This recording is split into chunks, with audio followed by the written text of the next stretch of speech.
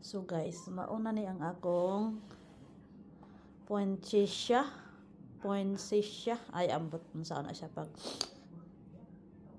pronounce, but baon ni ang akong pinaskuhan gikan sa akong amiga. See, so pretty. Guwapa kaayo guys, as in, na. So, mauna ni guys. Kagwapa oy, liwat sa naghatag.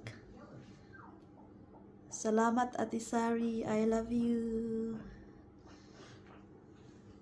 Merry Christmas and a Happy New Year.